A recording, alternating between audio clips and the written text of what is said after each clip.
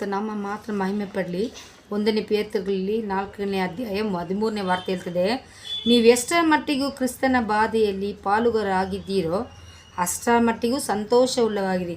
ನಿಮ್ಮನ್ನು ನಿಂದಿಸ್ತಾರ, ನಿಮ್ಮನ್ನ ಬೈತಾರ, ನಿಮ್ಮನ್ನ ಅವಮಾನಪಡಿಸ್ತಾರ, ನೀವು ಏನಕ್ಕೂ ಪ್ರಯೋಜನ ಇಲ್ಲ ಅಂತ ಹೇಳ್ತಾರ, ಈ ಲೋಕವೇ ನಿಮ್ಮನ್ನ ಹಾಸ್ಯ ಮಾಡ್ತದ, ಗೇಲಿ ಮಾಡ್ತದ, ಯಾವುದಕ್ಕೂ ನೀವು ಚಿಂತೆ ಮಾಡಬೇಡಿ. ಯಾಕಂದರೆ ನೀವು ಆತನ ಮಕ್ಕಳಾಗಿದ್ದೀರಿ.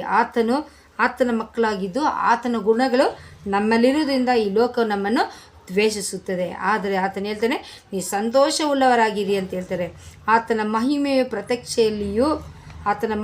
ಪ್ರತ್ಯಕ್ಷತೆಯಲ್ಲಿಯೂ ನೀವು ಸಂತೋಷಪಟ್ಟು ಉಲ್ಲಾಸವಾಗಿರಿ. ಆತನು ಬರ್ತಾನೆ, ಬರುವಂಥ ಆತನಿಗೋಸ್ಕರ ನಾವು ಸಿದ್ಧರಾಗಿರೋಣ. ಆವಾಗಲೂ ಸಹ ಆತನು ಬರುವಾಗಲೂ ಸಹ ನಾವು ಸಂತೋಷವುಳ್ಳವರಾಗಿರ್ತೀವಿ. ಯಾಕಂದರೆ ಆತನು ನಮ್ಮನ್ನು ಕೈ ಬಿಡುವುದಿಲ್ಲ. ಈ ಲೋಕವು ಕೊಡುವಂಥ ಸಂಬಳ ಮರಣವು, ಆದರೆ ಆತನು ಕೊಡುವುದು ನಿತ್ಯ ಜೀವವು.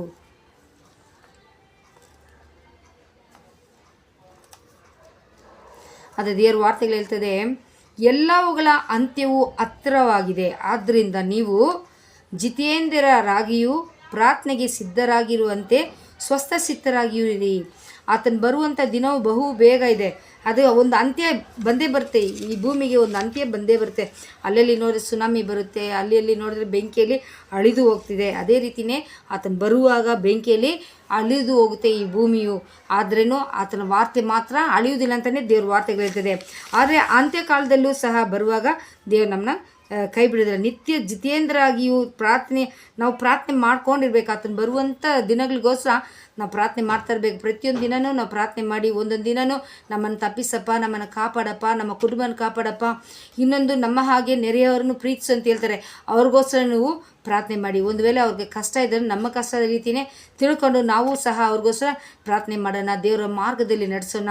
ಈ ಭೂಮಿಯಲ್ಲಿ ಸ್ವಲ್ಪ ದಿನ ನಾವು ಬದುಕಿರ್ತೀರಿ, ಆದರೆ ನಿತ್ಯ ಜೀವದಲ್ಲಿ ನಾವು ಸೇರ್ತೀವಿ. ಅದೊಂದು ನಾವು ನೆನಪಲ್ಲಿ ಇಟ್ಕೊಂಡು ಆತನಿಗೋಸ್ಕರ ನಾವು ಭಯಭಕ್ತಿಯಿಂದ ಮಕ್ಕಳಾಗಿ ನಾವು ನಡೆದುಕೊಳ್ಳೋಣ. ಅದೇ ದೇವ್ರ ವಾರ್ತೆ ಹೇಳ್ತದೆ, ಒಳ್ಳೇದು ಮಾಡೋರು ಒಳ್ಳೇದು ಮಾಡ್ತಾನೇ ಇರಿ ಅಂತ ಹೇಳ್ತಾರೆ, ಪಾಪ ಮಾಡೋರು ಮಾಡ್ತಾನೇ ಇರಲಿ ಆತನೇ. ಆದರೆ ಆತನು ಬರುವಂಥ ಕಾಲದಲ್ಲಿ ಅದಕ್ಕೆ ಪ್ರತಿಫಲ ನಾನು ಕೊಡ್ತೀನಿ ಅಂತ ದೇವ್ರ ವಾರ್ತೆಗಳು ಹೇಳ್ತದೆ. ಈ ವೇಳೆಯಲ್ಲಿ ಆತನಿಗೋಸ್ಕರ ನಾವು ಬದುಕೋಣ, ಮನುಷ್ಯರಿಗೋಸ್ಕರ ಅಲ್ಲ. ಮನುಷ್ಯರು ಮೇಲ್ಮುಖವನ್ನು ಕಾಣ್ತಾರೆ, ಆದರೆ ಹೃದಯವನ್ನು ಕಾಣುವ ದೇವರು ಆತನಾಗಿದ್ದಾರೆ. ಅದಕ್ಕೆ ನಾವು ಬರುವಂಥ ದೇವ್ರು ಬರೋ ತನಕ ನಾವು ಒಳ್ಳೆಯದೇ ಮಾಡಬೇಕಂತ ದೇವ್ರ ವಾರ್ತೆಗಳಿದೆ. ಇದೇನೇ ಆತನು ಒಳ್ಳೆಯದೇ ಮಾಡಿದ್ದಾನೆ ತೊಟ್ಟು ಕೆಟ್ಟದ್ದು ಯಾವುದೂ ಮಾಡಿಲ್ಲ. ಆತನ ಒಳ್ಳೆ ಗುಣಗಳನ್ನು ನಮಗೆ ತೋರಿಸಿಕೊಟ್ಟು ಹೋಗಿದ್ದಾರೆ. ಅಂಥ ಒಂದು ಒಳ್ಳೆ ಗುಣಗಳನ್ನು ನಾವು ಒತ್ಕೊಂಡು ಈ ಭೂಮಿಯಲ್ಲಿ ನಡೆಯೋಣ.